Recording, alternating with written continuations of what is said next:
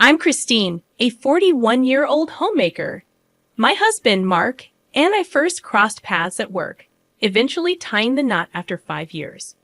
Our joy was complete with the arrival of our son, Jake, now an adorable 5-year-old. While I'd love to spend every moment with him, our financial constraints necessitate my working and leaving Jake at a daycare center. Jake, being understanding, often makes simple requests, like wanting an omelette tomorrow. His innocence makes it easy to comply, although I secretly suspect it's because my culinary skills don't extend far beyond basic dishes. Despite my excuses, I can't deny the challenge of crafting a perfect omelette. The early years with Jake were blissful, with our family outings and weekend drives creating cherished memories. However, things started changing when Jake turned 3. Mark, once elated by Jake's presence, began coming home late, citing frustration with Jake's occasional fussiness as the reason. Mark's late arrivals became more frequent, often extending into the early morning hours. His excuses seemed flimsy, and the scent of sweet perfume on his suit raised suspicions. Though bothered, I chose to ignore it, prioritizing Mark's role as a decent father when Jake was at his best. Fast forward 2 years, and Jake has grown into a lively 5-year-old. His vitality contrasts sharply with Mark's deteriorating attitude.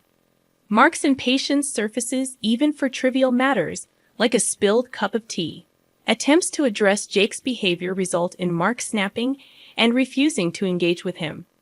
Conversations with Mark have become strained. His dismissive attitude toward family time and insistence on eating out instead of my cooking add to the tension. Suggestions for outings on his days off are met with resistance, as Mark prioritizes rest over quality time together. It's disheartening to witness Mark's persistent irritability, seemingly stuck in a perpetual fussy face.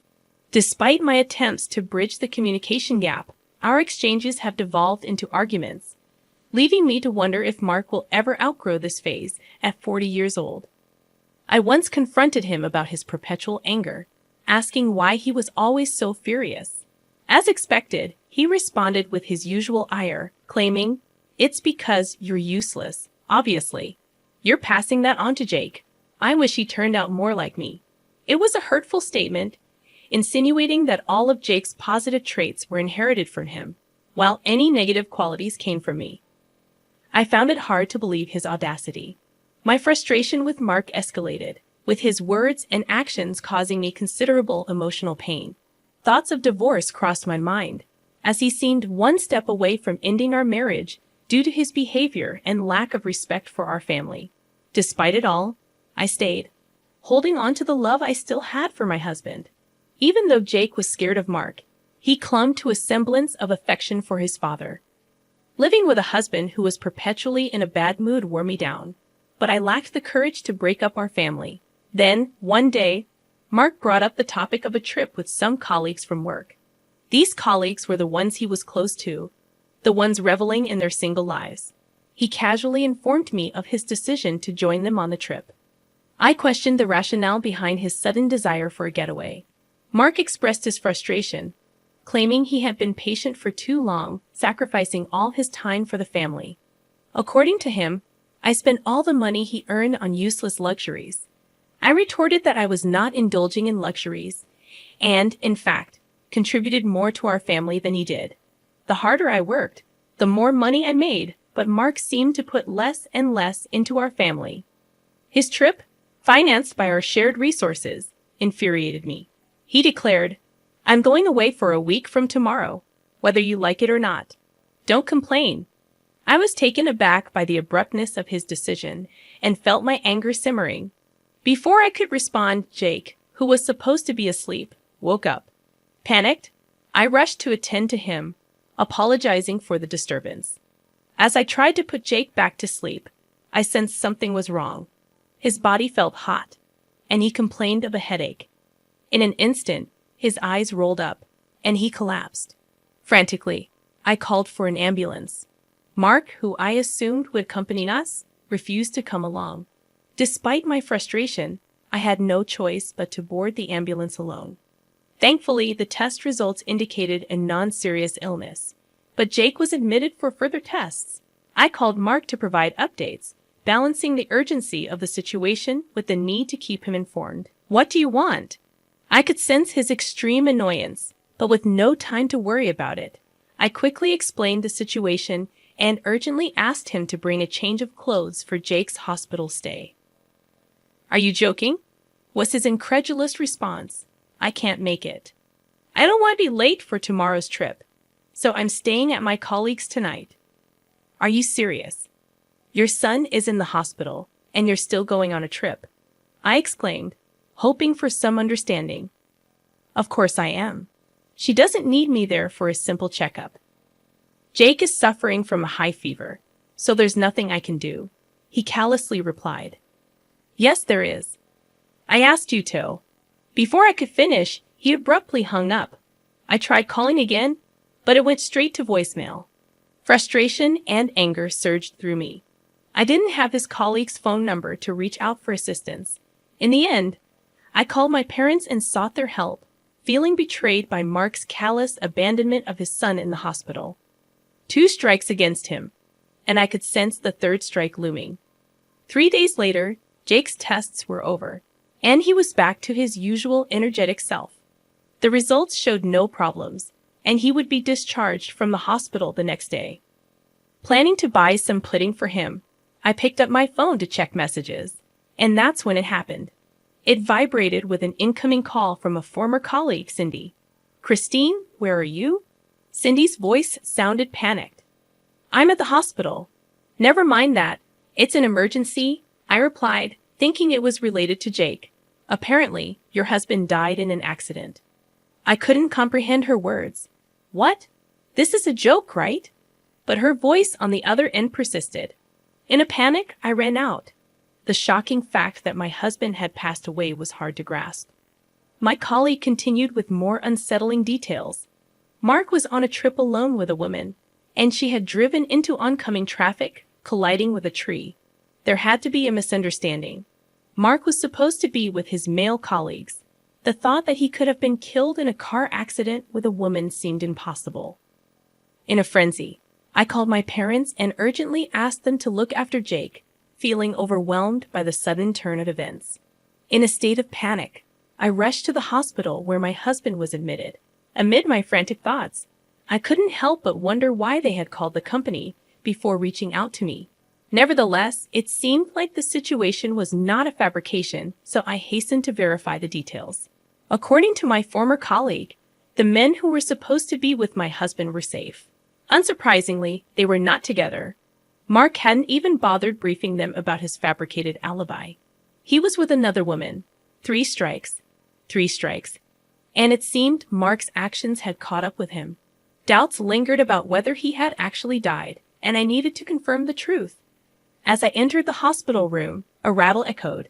To my surprise, there was only one person in the room, undoubtedly Mark. Bandages wrapped around his hands and feet looked painful, but the rise and fall of his chest indicated he was breathing. Cindy's information about his demise was incorrect. Mark was alive. You're alive, I murmured, moving closer. Examining his slightly open eyes, he seemed a bit shaken. Maybe he hadn't anticipated the company contacting me so promptly. In his usual grumpy tone, Mark spat out, "Took you long enough. Your husband's been in an accident, and it takes you ages to get here. You useless piece off." "Well, good to see he's still his usual self," I interjected, noting his battered appearance. It appeared he had only broken his left hand and right leg, despite the wrecked rental car. "I'm glad you're okay," I told him, to which he replied, "You better take good care of me, huh?" He seemed remarkably fine. As I handed him a sheet of paper, I explained, "When I say I'm glad you're okay, I'm talking about your right hand. If you had broken your right hand, you wouldn't be able to hold a pen to sign this." Perplexed, Mark unfolded the paper, and I revealed divorce papers. "Yes, I was preparing it, which is why I got here late. I know you're injured, so I'll just leave it here. Make sure you sign it." "Are you joking? Why would I sign this?" Mark protested. "Wow, you told your girlfriend you were getting a divorce, didn't you? The reason you came home late every night was because you were with her." Was this trip a prenuptial trip too? Good for you. Now you can marry your sweet Michelle. How do you even know her name? Mark questioned.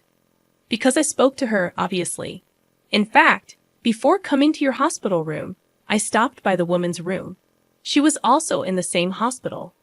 I asked for the woman who was in a car accident and immediately found her. Despite her injuries, she seemed better off than you. Her parents were in the hospital room too. I asked her to tell me everything. I explained, recounting my encounter with the woman. With her parents questioning her, she glared at me and said, "Let him go. I don't know what she sees in you. You're cold to your wife and kids. You don't pay your bills. You go out every night. And you don't care when your kid is in the hospital. The cheating. It's game over." Mark's face instantly turned pale at her damning words. I anticipated his defensive reaction, but it didn't alter my decision. No, she's just for fun, you know. You're the only one I love. Just stop here, Mark pleaded as I filled out the divorce form. Unperturbed, I suggested, even if you tear it up, I've got plenty of space. In fact, why don't I just call a lawyer for alimony and child support? It might be better. A sudden change came over Mark as he shriveled up and stuttered, "I don't want a divorce." Why not? I took a deep breath, preparing to say what needed to be said. Because, I began, you can spend your money as you like, play around with young women, have children to take care of you, and enjoy life while I do all the dirty housework. A wife at home for security and a girlfriend for fun. What a great life. But if you divorce me, that all disappears.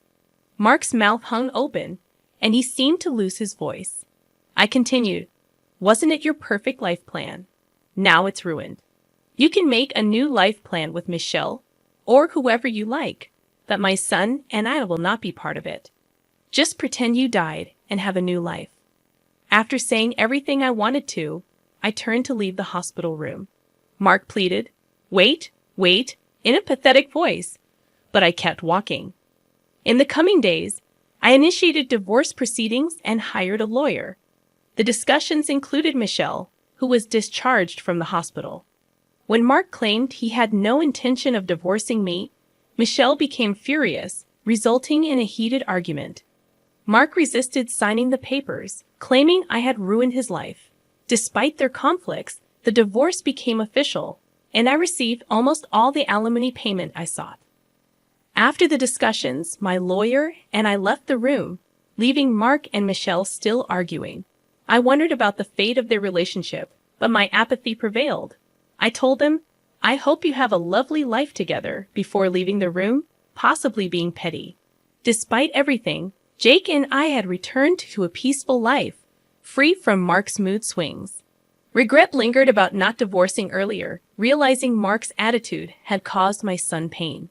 Living with just the two of us, I understood that we were perfectly fine without Mark. In fact, every day became a joy. Despite this, I acknowledged Mark as Jake's father, allowing him access if he wanted to see him. Surprisingly, Jake showed no interest. After the divorce, I sent Mark an email confirming alimony and child support payments. His reply was laughable. He recounted his misfortune, stressed from gossip at work, mistakes leading to job loss, and his parents cutting him off. I replied, suggesting he seek help from Michelle. Mark claimed they broke up, and he continued to send desperate messages. I eventually blocked him. As I placed my phone on the table, sipping tea, Jake approached, asking, "What should we do on our day off tomorrow, Mommy?" After a moment's thought, I suggested, "How about we grab some lunch and go to the aquarium?" Jake's face lit up with joy, expressing excitement about the dolphin show. Witnessing his enthusiasm, I couldn't help but smile, feeling content with our peaceful and happy life.